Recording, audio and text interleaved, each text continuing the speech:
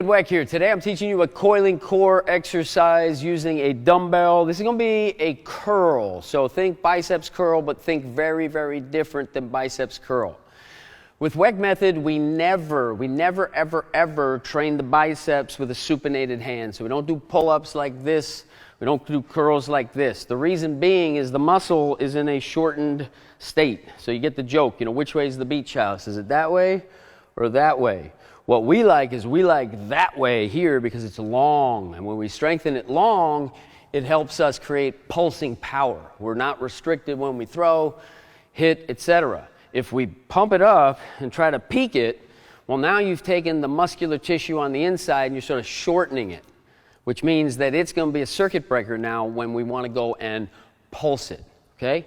So this curl, very, very different in terms of the setup, in terms of the intention, in terms of the result. Because with this, we're going to get an immediate carryover effect to running faster. Immediate. We don't have to wait for the results now because we figured it out. We've distilled rotational movement training down to its essence.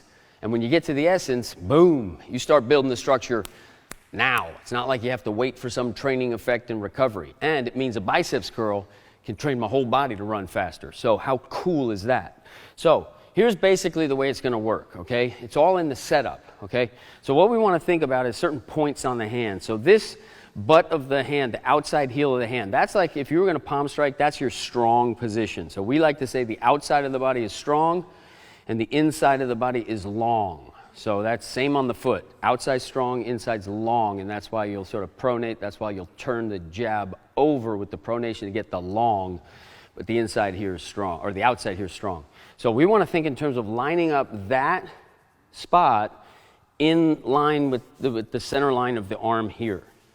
And what that's going to do is it's going to take this knuckle right here and it's going to make that knuckle right in line here. And so we want to cock the wrist here with the weight, and when we curl it up, we're thinking down with the elbow and up with this cocked position to bring this up to here. Okay? It's very simple, but you got to do it right. So here's what it looks like. We're going to use our Royal Coil setup. This is a 90-degree turnout with a 45-degree split with the 10th and 11th rib. So it looks like this, the stance setup. One foot is here. The other foot is turned out 90 degrees. So if I'm on a corner, here and here, it would form the square right there is the corner of the square. And I can be here, I can be here, I can be here. It just the angles have to be right. And then the 10th and 11th rib, that's going to split the 90 in 45. So that spot there doesn't change.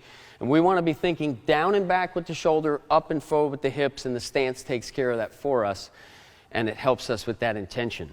And as a trainer and a coach, you could do it with exacting precision. There's no guesswork, and balance is not hijacking the experience of the training. So a lack of balance is not, when you're doing our more advanced like coil stuff, that takes balance. So this sets the foundation to be better at every other coil. So here's what we do. I'm going to line up the dumbbell here. And now what I'm going to do is I'm going to curl it up with that coil, and I'm not going to come up to the top. I'm going to get as high up as I can, but I'm going to keep that. And I want to think my elbow's going down here, and I'm there. I'm here and I'm there, and you'll feel this massive, and what you want to do is you want to get the lat doing it. It's the lat that we want to get contracted. You can take your other hand and put it right here, not behind, not on the side, but right here on that 45-degree angle, and create a little isometric effect. So what that looks like is this. Here, get that alignment right, cock the wrist, and then put that in right there. And what you're targeting is see if you can get the lat. The lat. I'm going to hit the other side so I get the effect on both here. So I'm going to get the other side. It's right here. Cock the wrist, get the angle, and get that. And you'll know you're doing it right when you get deep low in the lat. It's very, very simple. Yes. One more. Yes, it's that coiling intent that's going to get you here. That's an area where you've never been before. I don't care what you're doing. A lot of guys have the spinal erectors all the way down there, but they don't have the lats down there. That's that lumbodorsal fascia, that massive connective tissue. Did it work? Let's see. Let's test it out. Head over foot. Oh, yes. That worked. Head over foot. You're going to feel that unified strike side where I'm pulsing down. And I didn't have to wait for that. I did that exercise and all of a sudden I'm hitting it harder, okay? With balance.